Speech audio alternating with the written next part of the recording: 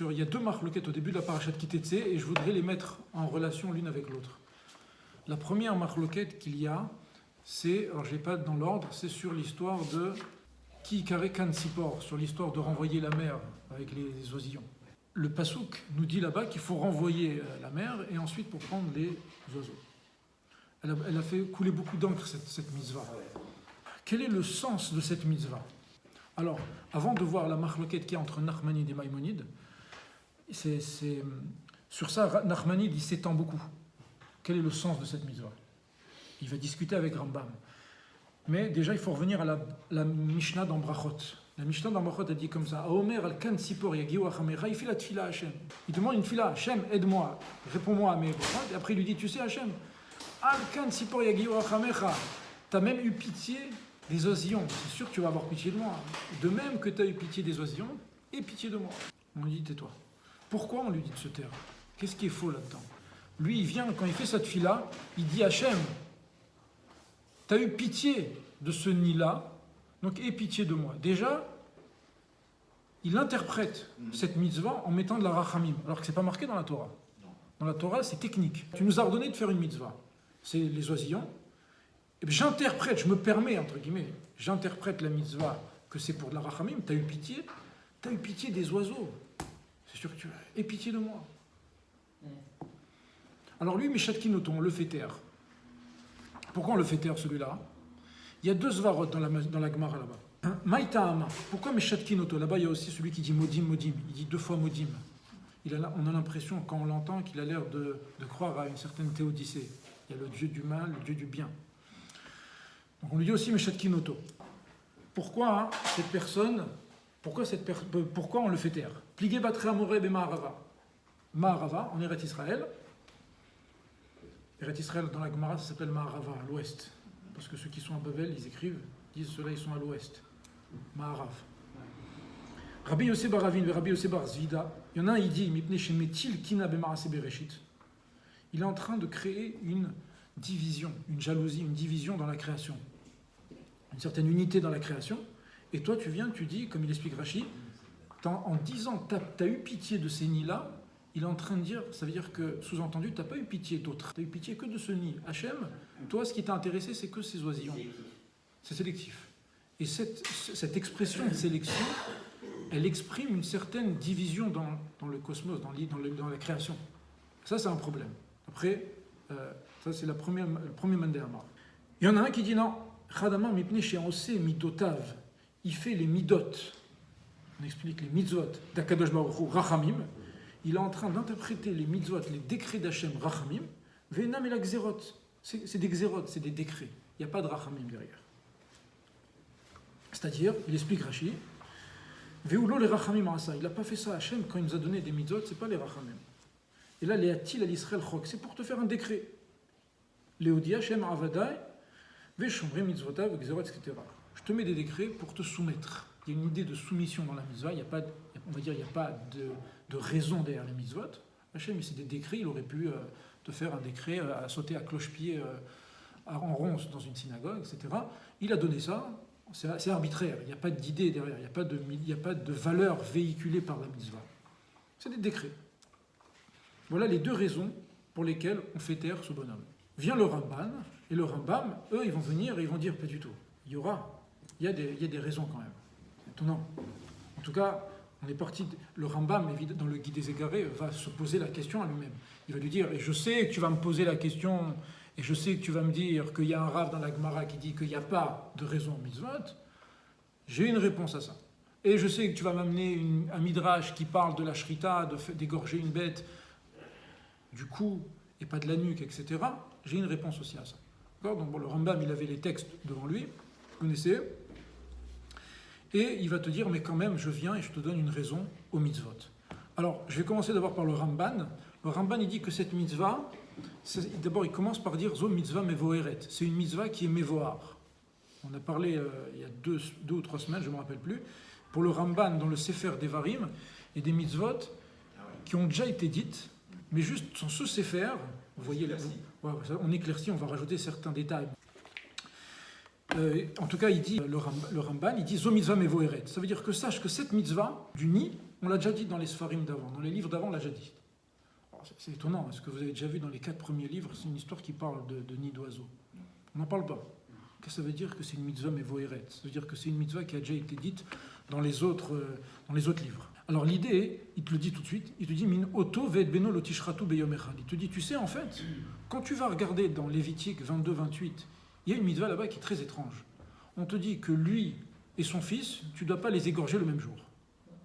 L'animal, la vache, le père, la mère, bref, oto, c'est-à-dire l'ascendant et le descendant, tu ne dois pas leur faire la shrita le même jour. Il te dit, tu sais, cette mitzvah là, des oisillons, c'est la même chose que cette mitzvah. Ah ouais, et c'est quoi la raison de la mitzvah là-bas? Il te dit, Kiatam beshneem les bilti eyot lanu lev arzar velo nerachem. Il te dit, c'est pour pas qu'on ait un cœur cruel. Il faut qu'on ait pitié. C'est pas joli, on va dire, c'est pas éthique, le même jour, de tuer un animal avec son descendant. On va essayer de comprendre qu'est-ce que ça veut dire. Voilà la non-rachamim. Il te dit que tu montres un peu une destruction d'une espèce. Quand tu fais la shrita le même jour, entre le père et le fils, ça a l'air comme si que tu détruis l'espèce. C'est niré, hein, bien entendu. Hein, ça a l'air, tu ne détruis pas l'espèce. Mais c'est un peu comme ça s'affilie à une action de destruction. Et il dit c'est la même chose pour le nid et l'oiseau. Donc il faut expliquer qu'ici, quand c'est marqué l'otikachaem à la banim, sur les enfants, c'est pas à comprendre littéralement sur, mais c'est avec. Ne pas prendre la mère avec les oisillons. Alors, ça c'est l'idée donc de rachamim. Avoir pitié. Non, pitié de qui? De quoi? Vekatav Arav et Moré Anevuchim. Il dit le Rambam dans le Guide des Égarés. Kitam Shilu Achaken Vetam Otovet Beno. Il te dit attention, c'est pas joli. Tu te rends compte de prendre une mère et devant elle tu lui tues son fils? Pas beau. Yesh la behemoth de Agagdola. Les animaux, il ne faut pas croire que c'est pas une question, cette idée de la peine pour l'enfant, etc. C'est pas quelque chose de rationnel, c'est pas lié à la raison humaine. C'est lié à une certaine, on va dire, un sentiment, une sensibilité qui est liée à un instinct qui est lié à toutes les espèces, pour la préservation de l'espèce, etc., pour l'instinct de vie, etc. C'est quelque chose qui est lié. Donc c'est pour ça que les animaux s'occupent de leurs enfants par cet instinct-là. Donc c'est pas du tout lié avec la raison. Et donc la BMA, elle a de la peine quand elle voit ça. Qui a avat, il dit le Rambam, qui a avat à em vechanota, l'amour de la mère, le fait qu'elle va faire attention à son animal. Enonim shachacha sechel ve'adibour. C'est pas du tout lié avec l'intellect et la parole. C'est commun, c'est la même sensibilité qu'on retrouve chez l'être humain et chez l'animal. Veimken, Ika en Ika Raïsour Beoto Ve'et Beno, Rabbeinu Veoto, il vient, il dit le Rambam, il dit si c'est comme ça, si je pousse le Rambam plus loin, qu'est-ce que je vois? Je vois que devant la mère, je ne peux pas tuer l'enfant, parce que ça ne se fait pas. Mais si je fais l'inverse, voilà, ça pourrait être bon. C'est auto, si tu regardes le pasouk, le problème du pasouk est problématique. J'aurais dû dire Beno, Veoto, et l'enfant, c'est-à-dire que je tue l'enfant devant la mère.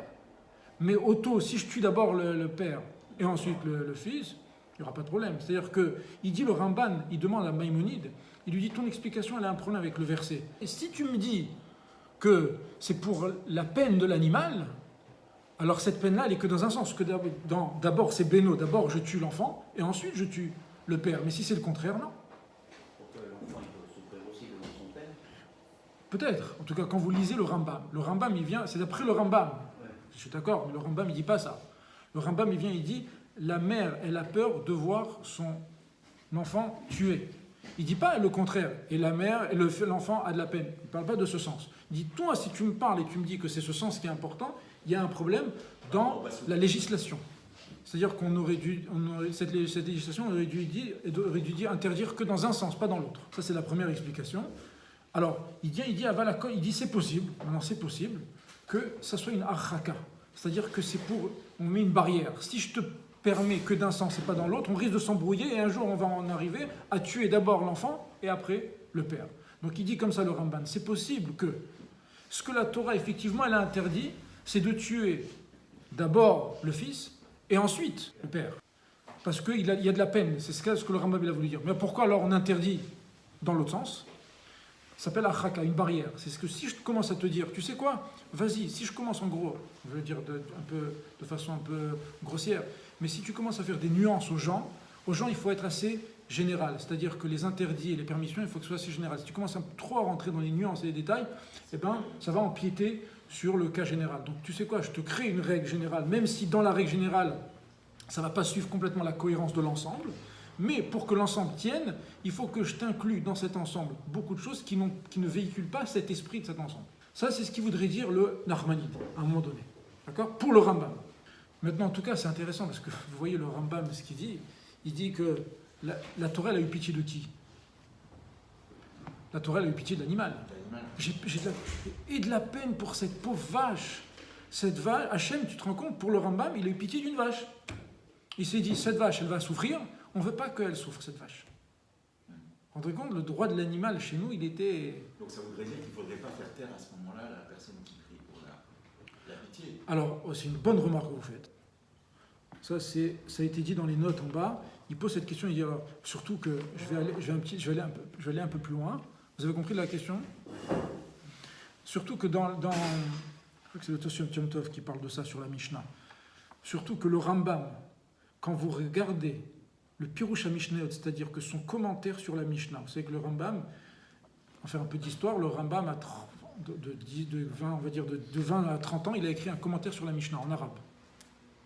Il a écrit, c'est très intéressant, quand vous lisez la fin de son commentaire qu'il a écrit en arabe, vous lisez, il te dit, le Rambam, il te dit, sache que je l'ai écrit en fuyant les persécutions, d'un bateau à l'autre, et ça a été très difficile d'écrire ce commentaire. En tout cas, il a écrit un commentaire. Ce commentaire, il l'a écrit...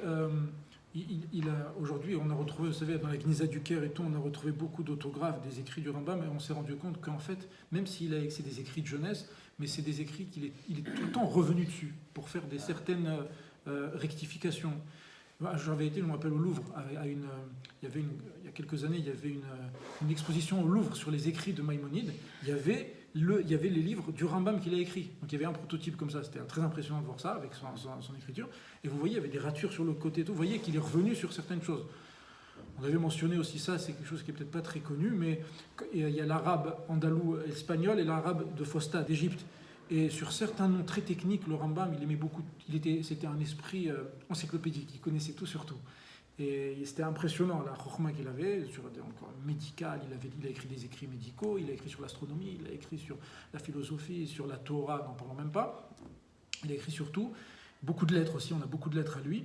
Et il revient sur donc par exemple, il y a des noms de fleurs dans la Gemara, des botaniques, c'est très compliqué à comprendre. Donc il te dit, voilà, tu sais, en arabe, j'écris comme ça. J'écris en arabe parce que l'élite cultivée à l'époque, c'était l'arabe. C'est pour ça qu'il a écrit même son guide des égarés en arabe, parce que c'était adressé à une certaine élite. Son Mishneh Torah, c'était plus, on va dire, populaire pour tout le monde. Des écrits à n'en plus finir sur le Mishneh Torah. Il nous a quand même compliqué la tâche, Maïmonide, parce qu'il nous a écrit un livre sans nous dire d'où ça venait. Et donc aujourd'hui, tous les commentaires, ils sont en train de se dire, mais d'où t'as écrit ça, d'où t'as pris ça ? Parce que dans la Gemara, c'est pas vraiment écrit ça, mais tu l'as lu dans ce... Ça ne fait des piles poulies maintenant, plus finir.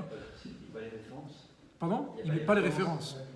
C'est pour ça que le Mishneh Torah, quand il est sorti au départ, il a créé une grande polémique. Rambam, il te dit, sache qu'il y a beaucoup de jalousie et que après ma mort, etc., les gens ne s'en passeront plus. Ce sera un livre qui sera obligatoire. Et aujourd'hui, c'est simple, dans n'importe quel Beth Midrash, quel yeshiva, dans n'importe quel endroit, on parle du Rambam. Et pour fixer la halakha, on n'est pas obligé de passer par lui. Donc le Mishneh Torah, il a été accepté. Il y a eu des grandes polémiques au départ.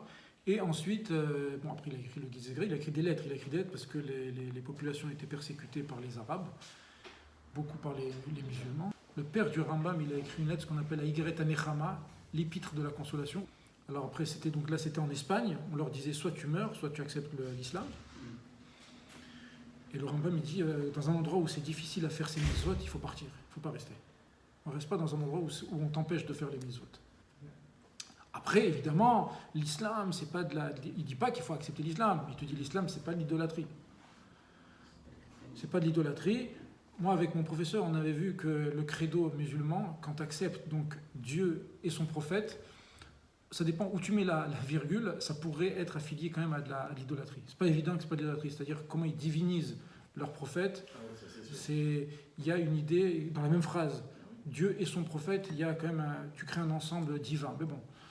En tout cas, lui, il dit il y a des répercussions à l'Afrique, c'est-à-dire que si un musulman il touche un vin qui n'est pas Mevouchal, il ne le rend pas, il y a une essai. Dans le commentaire de la Mishnah, vous savez ce qu'il dit le Rambam?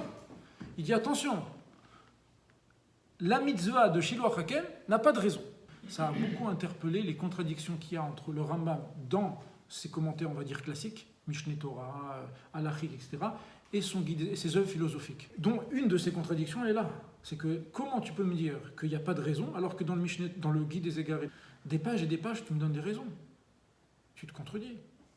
Ah, tu vas me dire non, mais ça c'était quand j'étais jeune, mais je suis revenu. Non, on a des preuves qu'il est revenu sur ce qu'il a dit. Il y a des ratures, et il y a, donc ça veut dire qu'il a véritablement, il a accepté de dire sur ça il n'y a pas de raison, et je viens des années après, je te dis oui, mais il y a une raison. Non, ça c'est pas un roc. Ah oui? Non, apparemment c'est pas un roc. Ben, vous voyez, enfin, S'il donne des raisons. dans son commentaire, oui, alors, dans son commentaire de la Mishnah, il dit c'est un roc. Ouais. Et dans le guide des égarés, il dit pas du tout, c'est pas un roc, il y a une raison. Le Rambam, il donne des raisons à toutes les mitzvot. D'accord. Même les kilaïm. Pourquoi on n'a pas le droit de mettre du lin et de la laine? Dans son guide des égarés, il te dit, il te donne la raison. Même par Adouma. Ouais, c'est ça. Par Paradouma, mais aussi même le lait et la viande, il te donne une raison. Tout le Rambam, il te donne des raisons sur tout, pratiquement tout. Toi, tu croyais que c'était un roc. Ok. Alors, ça veut dire quoi un roc? Un roc, ça veut dire que de toi-même, tu ne l'aurais pas interdit. Il y a une nuance entre de dire roc, il n'y a pas de raison. Il y a roc et mishpat. Toujours, on a l'habitude de dire roc, il n'y a pas de raison, et mishpat, il y a des raisons. On va changer l'angle de perspective. Non, roc, il y a une raison, mais de toi-même, tu ne te l'aurais pas imposé. Mishpat, c'est que même s'il n'y avait pas eu la Torah, tu te l'aurais imposé. Ne pas voler, ne pas tuer, d'où je sais. Toutes les nations, elles sont basées sur ça. Tu vois, ça ne dépend pas de la Torah. D'accord? Donc il y a deux façons. Vous pouvez voir de deux manières qu'est-ce que c'est un roc. Soit un roc, c'est quelque chose qui n'a pas, intrinsèquement, qui n'a pas de raison.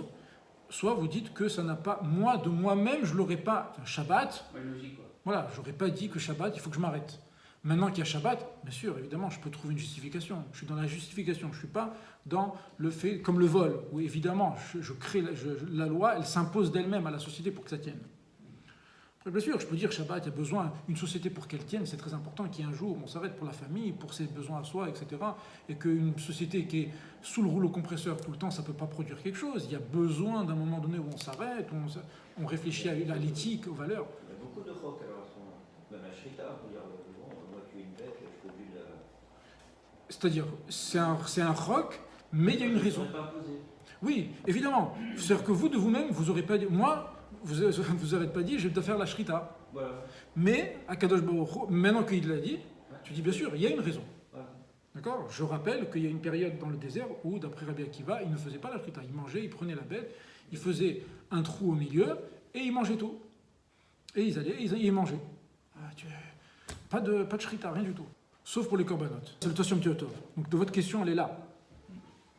Votre question, c'est la question qui est posée par un commentaire qui s'appelle le Shem Tov. D'accord? Sur le Moreh Nevuchim, il y a eu énormément de commentaires. Il y a eu l'Abravanel, il y a eu le Ephodi, le Kreskas, et il y a eu aussi ce qu'on appelle le Shem Tov. Le Shem Tov, il dit, Rambam, si on prolonge tes paroles, tu arrives à trouver une raison à cette mitzvah, alors pourquoi le pauvre, on lui interdit, on lui dit tais-toi? Dis à Hachem, t'as eu pitié. Pourquoi on lui dit tais-toi? Quoi, c'est une mauvaise interprétation? Mais toi, Rambam, tu me dis que c'est l'interprétation. Alors, il répond le Tosot Yom Tov. Vous savez que Tosot Yom Tov, c'est un commentaire qui est sur la Mishnah, c'est l'élève du Maharal de Prague. L'élève du Maharal de Prague, il a écrit un commentaire sur la Mishnah, et il dit que, vous voyez que c'est Dafka au moment de la prière qu'il ne faut pas dire ça. Parce que quand vous venez, vous dites Hachem, là, ça c'est une différence de perspective. Quand tu viens, tu dis Hachem, tu as eu pitié des animaux, donc aie pitié de nous. Tu es en train de dire, c'est-à-dire, je vais dire un peu différemment, quand tu viens et tu commences à donner des raisons aux mitzvot, parce qu'il faut donner une raison aux mitzvot. Le Rambam, il le dit dans le Mishneh Torah, chaque mitzvah a une raison. Mais tu dois avoir de l'humilité. Et te dire, pour moi, c'est la raison, mais peut-être que c'est pas ça. Mais quand tu viens et tu dis Hachem, tu as eu pitié des animaux, et donc tu viens avec une assurance, mais qui tu es toi pour dire à Hachem c'est ça? C'est ça, j'aurais dit. Et de l'humilité. D'accord? Donc ça répond à votre question, ce qu'il dit le Tosot Yom Tov, c'est-à-dire de dire, ne viens pas au moment de la tfila, d'abord c'est au moment de la tfila. Au moment de la tfila, il y a quand même un moment donné. Parce que là, tu es en proximité avec Tu es en proximité et tu demandes quelque chose, tu réclames quelque chose. C'est-à-dire que non seulement tu viens avec de la non-humilité, tu dis c'est ça la raison, mais grâce à ça tu viens et tu dis Hachem, en gros tu vas presque utiliser l'argument contre Hachem. T'as eu pitié? Eh ben regarde, maintenant aie pitié de moi. Sois cohérent. Tu ne peux pas avoir pitié de les animaux et pas de moi. Tu le mets un peu en porte-à-faux. Parce que ça l'obligerait à Dieu, d'accéder à ça obligerait, ça n'oblige rien, mais c'est-à-dire que c'est comme si toi tu viens et tu dis. Et tu profites d'un moment propice, quoi. Voilà, il y a un type, tu sais qu'il a donné une décision A, et tu viens, tu as donné la décision A. Fais-moi la décision pour moi aussi. Attends, chaque cas. Tu le mets en porte-à-faux presque Dieu. Ça se fait pas. Lui, il est soumis à rien du tout, le bon Dieu. C'est lui qui crée le monde et qui crée la vie et qui crée le truc. On ne peut pas s'appuyer là-dessus pour dire il y a un précédent. Voilà. Et aussi cette idée, encore une fois, il veut nous donner cette idée d'humilité. Hachem, c'est ça la raison. Attends. Quand tu vas lire tous les commentaires qui donnent des raisons aux mitzvot, sache que peut-être que c'est pas ça. Ou peut-être que c'est pas complet. Ou peut-être qu'il y a. Tu comprends ? Et après, encore une fois, chacun, on est tous invités à trouver des raisons aux mitzvot. Vous allez lire le Moreh Nevuchim. C'est très beau là-bas. Vous allez voir des mitzvot à tout. Alors évidemment, il avait une connaissance énorme, le Rambam. Il a lu un livre qui s'appelle L'agriculture nabatéenne. Il avait eu accès à des livres où on voyait énormément de pratiques qui étaient liées à l'agriculture et à l'idolâtrie.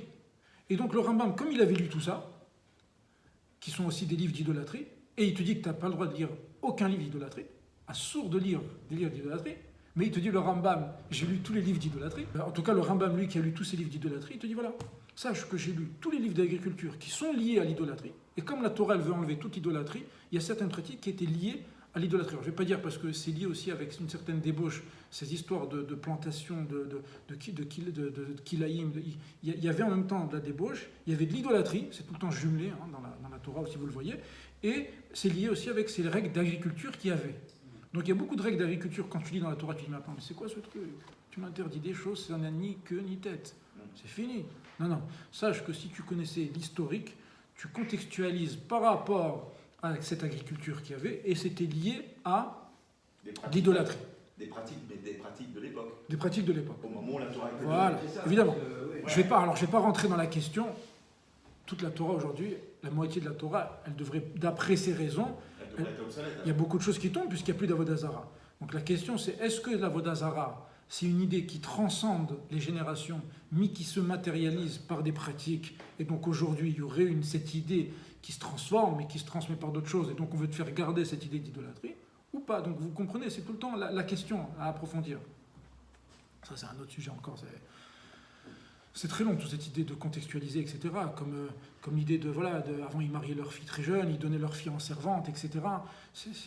Et le type qui viole une femme, il doit payer 50 shekels au papa, et puis c'est tout. Il y a beaucoup de choses qui sont liées au contexte de l'époque. À l'époque, le père, il donnait sa fille, et que la femme qui se faisait violer, elle devait rester, c'est-à-dire qu'elle voulait rester mariée au violeur.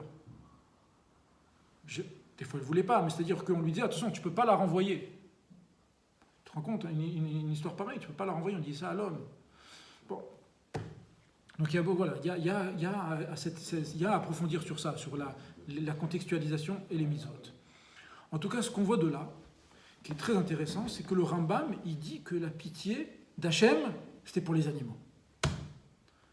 Alors c'est très intéressant parce que je ne connaissais pas ça jusqu'à il y a 2 semaines, et je suis tombé sur ce midrash qui dit exactement ce qu'il dit le Rambam. C'est exceptionnel. Alors généralement, le Rambam, il ne te dit pas tout dans ses sources, mais il s'appuie. Encore une fois, je répète, rappelez-vous, vous allez me dire c'est la même chose, c'est pas la même chose, rappelez-vous la subtilité.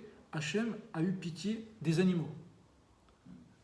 Je vais développer un peu plus après le Ramban. Nachmanide, il vient, il te dit non, Hachem, il n'a pas pitié des animaux. Il te donne des valeurs, il veut te rendre meilleur. La Torah, c'est pour une personne. Quand elle naît, elle a un caractère, elle a une nature, et on veut qu'après 120 ans, quand tu t'en ailles, tu aies affiné tes traits de caractère, tes qualités, tes midot, tu ne sois plus le même être humain. Et la Torah, avec ses mitzvot, elle te permet d'affiner, d'accord ? Elle te permet de vivre dans un monde où toutes les valeurs, elles peuvent être contraires à toute cette éthique, et non, affine-toi. Et elle va t'aider même, c'est ça, à vivre cette éthique-là dans un monde où tout le contraire, il est là. C'est quand même très difficile. Alors, il te dit, le Ramban, c'est pour toi. Je ne veux pas que tu fasses quelque chose qui fasse de la peine. La bête, elle va avoir de la peine. Je ne veux pas que je pense à la bête, je pense à toi. Affine ton trait de caractère. Sois sensible même à ça. Parce que si tu apprends à être sensible à toutes les peines, même des animaux, quand tu vas arriver à la peine de ton ami, comment tu vas être alerte, comment tu vas faire attention, quel être humain tu vas être exceptionnel, raffiné, si tu fais même attention à ne pas tuer une bête pour rien, ne pas faire de la peine à une bête pour rien. Comment tu vas être comme être humain. Donc, Regardez, le projecteur, il est sur qui? Sur l'être humain. Pour le Rambam, c'est sur l'animal. Non, on a pitié de l'animal, on ne veut pas qu'elle ait de la peine. Le Rambam, il lui dit non, c'est pas qu'on ne veut pas qu'elle ait de la peine, on veut que toi, tu sois meilleur. Laisse-moi tranquille avec l'animal. Toi, je veux que tu sois quelqu'un d'exceptionnel, de raffiné. Comment je te dis ça? Je vais te donner plein de mitzvot où tu vas voir que... Pardon? C'est des moyens. C'est des moyens, c'est une façon de vivre, c'est une perception du monde qui va t'apprendre à être alerte. Donc, tu vas être dans le chemin, tu vas voir des oisillons, tu dis attention, je ne dois pas faire de la peine. Et si tu es alerte à ça, on te met des warnings. Il y a une marloquette. C'est est-ce que la Torah, elle s'adresse à moi en me disant affine tes traits de caractère, ou la Torah, elle n'est pas en train de te dire affine tes traits de caractère. Non, on est en train de te dire ne fais pas de peine à l'autre. Et donc ça ne peut pas être l'un et l'autre, quoi. Comment dire, est-ce que ça va être après un impact que si je ne vais pas faire de la peine à là, alors je vais me poser la question et je vais me dire, peut-être, en tout cas, déjà, regardez, comment dire... Donc c'est deux angles de vue différents. Deux angles de vue, après, est-ce que ça se recoupe à la fin ou pas? Ça, il faut réfléchir. En tout cas, vous voyez que chacun s'est exprimé de manière différente. Déjà, c'est important de voir comment chacun, sur qui il a mis le projecteur. Un, c'est sur l'objet, l'autre, c'est sur le sujet. Après, est-ce que ça se recoupe? Pourquoi il y en a un qui commence par là, l'autre qui commence par là? Ça, c'est une étude après à analyser. Dans ces rapports de Baba Metzia, une fois il y a des animaux, des moutons qui allaient à une shrita, il y en a un qui est venu se cogner, comme ça, se frotter un peu à sa jambe. Comme, il sentait que l'animal, il sait qu'il va passer. Et le Rabbi, non seulement il l'a poussé, mais il lui a dit une phrase très dure aussi. Il lui a dit t'es né pour ça. Tu es né pour ça. Et ensuite, je ne sais pas s'il a demandé, en tout cas il a eu beaucoup de souffrances, et il les a interprétées comme ça, en disant que ces souffrances, il les a eues parce qu'il a dit une phrase pareille. Il n'a pas été alerte à la souffrance de l'animal. Je reviendrai après à votre question, mais l'idée c'est que ça a eu, comment dire, les chachamim, les poskim, aujourd'hui, se sont posés cette question. Parce que, regardez, moi je vous pose la question suivante. Si je vous dis, voilà, vous rencontrez un nid avec des oisillons, vous n'avez pas besoin des œufs. Mais je veux faire la mitzvah, je veux être proche d'Hachem, je veux faire la mitzvah d'Hachem. Donc je vais renvoyer la mer, je vais prendre les oiseaux, etc. C'est nul. Je vous pose la question, c'est ce qu'on a demandé au Khatam Sofer. Donc dans les responsables du Khatam Sofer, Orachaim Siman Kouf, Khatam Sofer, vous savez que le Khatam Sofer c'était un grand possèque aussi. Donc on lui a envoyé des questions de partout de Halacha. Et on lui a posé cette question. Il y a une personne qui a dit voilà, il y a un nid, j'ai pas besoin des oisillons, mais est-ce que je veux accomplir la mitzvah? Il y a 613 mitzvot. Ah, parce que style, la mitzvah elle s'est présentée à moi. Voilà. Je la prends pas. Bien sûr. C'est pas obligé de les prendre. Bon alors, On n'est pas obligé de les prendre. Hein? On n'est pas obligé de les prendre. Non, on n'est pas obligé de les prendre. Mais c'est juste renvoyer la mer. Ça peut être ça un peu, on va dire, les déviances de la mystique et de certaines choses qui sont un peu, on va dire, irrationnelles. On vous dit qu'on renvoie la mer, et donc la mer, comme marqué dans le Zohar, elle va pleurer à Hachem, et elle va crier un cri, Hachem va se rappeler du Ham Israël, etc., etc. Bref, on peut... Je ne suis pas en train de dire si c'est vrai ou faux, ou bien c'est une perception, donc il n'y a pas de jugement vrai ou faux, mais je suis en train de dire que ça peut amener certaines déviances. Je reviens à Khatam Sofer, on lui a demandé est-ce que je peux faire cette mitzvah, même si j'en ai pas besoin. Il écrit le Khatam Sofer la chose suivante. Veine, les fitaramze mevoar, d'après la raison de faire la rachmanout, la clémence, de m'inculquer la clémence, l'homme ivaria dénommé chayav, non seulement il n'est pas chayav, mais il dit pire que ça, le Khatam Sofer, il dit achzariout nami avid, t'es en train d'être cruel. Il dit au bimkom chenil mode, au lieu d'apprendre, le Rambam te dit, là la Torah est en train de t'apprendre d'être clément. Toi non seulement tu n'apprends pas à être clément, mais tu apprends à être cruel. Le contraire, tu t'abîmes, tu abîmes ton caractère, tu abîmes ta nature. Au nom de faire une mitzvah. Au nom d'une mitzvah, tu prends l'outil d'Hachem pour faire de la rachanout, tu l'as pris, tu l'as jeté dans la boue. Quelle honte! Nargi latsminu barzariut ou les tsaer ba'alechaim, faire de la peine aux animaux. Les chinas, gratuitement, pour renvoyer la mère de ses enfants. Et il dit, attention, vous savez que tsar ba'alechaim de Horaïta, faire de la peine, tsar, faire souffrir un animal, c'est un interdit de la Torah. Ah donc tu fais un issour. Tu fais un issour, tu fais souffrir un animal. La mère, elle pleure. Oui, tu vas passer l'autre chemin. Si t'as pas besoin, bien sûr, c'est une mitzvah. Vous savez quoi? Vous aurez Hachem, il va vous dire, t'as compris ma Torah. C'est comme si vous avez accompli la mitzvah. La rachanout, vous avez rachanout. Vous avez accompli la mitzvah sans la faire. Si on suit la logique. Non, d'après l'interprétation du Rambam. De Ramban, d'avoir la rachanout pour soi. On va dire que même pour l'autre, c'est-à-dire d'avoir pitié. Ouais. C'est-à-dire que t'as compris, t'as fait de la peine, t'as pas fait de la peine, t'as accompli. Vous avez compris que l'idée, c'est l'action de la mitzvah, évidemment, c'est important, mais c'est l'esprit qui est derrière. Ouais, mais alors, une autre mitzvah, tu prends les téphilines quand tu comprends Alors, les téfilines, c'est très compliqué. C'est quoi la mitzvah? Les téfilines. C'est quoi la raison? Parce qu'il faut comprendre la raison. Oui, chacun, Ouais, en fait, c'est ça que je vous ai dit. C'est ça que je vous ai dit. Quand vous lisez le guide des égarés, vous allez voir plein de raisons. Mais à vous, chacun, on appelle ça la personnalisation. Vous devez personnaliser, vous devez faire, entre guillemets, votre Torah. C'est qu'un jour, tu dois marcher dans la rue, tu dis, voilà, je me prends maintenant 2 heures. C'est quoi cette histoire de tefilin? Qu'est-ce qu'il y a marqué dans les tefilin? Pourquoi il faut que ce soit carré? Pourquoi il faut que ce soit noir? Pourquoi il faut faire ça? Pourquoi des fils? Pourquoi sur la tête? Pourquoi sur le cœur? Pourquoi... Vous allez commencer à lire en plus certains livres, certains lachas. Et vous allez avoir une vision de plus en plus grande puisque votre connaissance va grandir. Et à la fin, quand vous allez faire la mitzvah de tefilin, ce sera votre mitzvah. Ça prend un acte mécanique qu'on vous impose et qui est dur, au contraire. Quand vous allez faire cette mitzvah, vous allez rayonner. Pourquoi? Parce qu'elle vous parle. Et dans toutes les mitzvot, c'est comme ça. Oui, mais il n'y a pas un danger, parce que si je personnalise, je fais nicotinamide pour me laver les mains. Je viens de mettre du gel alcoolique, donc j'ai les mains propres. Bravo, Razak, c'est une très bonne remarque. C'est pour ça qu'il faut s'appuyer aussi sur les Ouais, textes, tu as évidemment. raison. Il faut connaître. connaître, il faut s'appuyer. Comme je vous ai dit, C'est ça, t'es obligé de connaître et de comprendre. surtout que la halakha, elle vous... Ouais, C'est ça, il faut la tu connaître. fais pas la Il faut connaître en fait les darim, les bases, les règles, les limites. Et ensuite, quand vous connaissez ça, ensuite vous pouvez construire. Pour éviter la déviance de laquelle vous parlez. C'est l'inverse en fait. Je crois que Malheureusement, ça peut... En fait, la mère va se plaindre. Du coup, les gens, je veux dire, vont dire Hachem, alors, pourquoi Alors, et là, tu as été cruel. Elle a été cruelle, etc. Et Hachem, il va prendre la défense des hommes en disant non, voilà, vous avez la compassion pour cette mère d'oiseaux, et moi, j'en aurais pas pour les hommes. Donc, du coup, ça incite à avoir plus de rachamim. C'est ça ce qu'il dit le Zohar. C'est pour inciter... C'est la vision complètement inverse. Ouais, parce qu'il prend un autre angle de vue. Inverse et même qui peut abîmer. Oui, Pourquoi? ça pousse Mais pourquoi? Parce que ça, pour moi, ça pousse à dire, en fait, tu es au centre de tout. Et que, tu as vu, j'ai réveillé, entre guillemets, je vais réveiller Hachem, entre guillemets, je vais renvoyer la mer, etc. Mais fais-toi petit, tu vas faire de la peine à une mère. C'est pour ça que, comme ils disent les livres de Moussard, ils disent que quelqu'un qui passe son kippour et il n'a pas pris sur lui de faire même 1 minute par jour de Moussard, travailler ses traits de caractère, il est passé à côté de son kippour. Quoi? Mais j'ai prié toute la journée, j'ai pas mangé, je suis resté debout, j'ai mis des pois chiches durs dans mes chaussures et je suis resté debout, j'ai mal, Hachem, je suis au top, je me suis fait souffrir. Oui, mais tu étais trop au centre. T'as pensé qu'à toi. Donc malheureusement, des fois, la pratique des mitzvot, elle peut créer un narcissisme, un nombrilisme qui fait que tu oublies les autres, tu oublies Dieu, tu oublies tout. Et en fait, tu es au centre. Et tu coches les cases. Je suis bien, j'ai fait ça, j'ai fait ça. Arrête de dire j'ai. Tu comptes pas dans l'histoire, dans le film. C'est pas pour... Évidemment, tu comptes parce que tu as un kavod à amener. Mais sache t'annuler. Fais la Rakedat Yitzhak. C'est pour ça qu'à Rosh Hashanah, on amène la Rakedat Yitzhak. Peut-être qu'on fera un cours sur ça la prochaine fois. Hazak Ovarot.